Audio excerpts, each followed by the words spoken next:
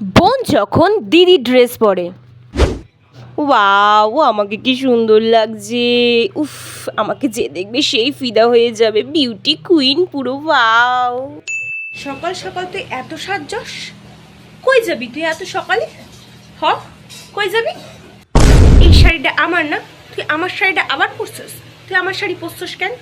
তোর কইছি না তুই আমার শাড়ি পরবি না, তোর সে আমার শাড়ি পরা লাগবো। ক কি হয়েছে? তোর শাড়ি পরছি তো, একদিন তোর শাড়ি পরলে কি হয়?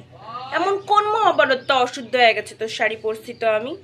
এরম করিস কেন দিদি, এরম করিস কেন তুই? আমি তো তোর শাড়িই পরুম।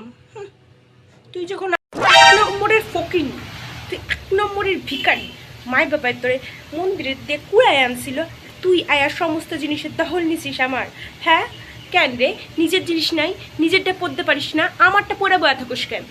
ও মা বাবাই তো আমারে মন্দিরে দিয়াই লয়ে আইছিল, তোরে তোরে তো মা বাবাই ভাগার দিয়া লয়ে আইছিল, ভাগার দিয়া। তুই জানোস না এটা? ও মা, তুমি ওরে কও নাই তুমি ওরে ভাগার দিয়া লয়ে আইছো? ভাগাড়ের মাইয়া। তোমরা কি তোমার ছোট মায়ের কিছু কিনা দাও না? হল টাইম আমার জিনিস লয়ে টানাটানি করে, কিসের জন্য? এই এই ফকিনি, তোর কি কিছু নাই? তুই আমার জিনিস নিয়ে টানাটানি করিস সকল সময়।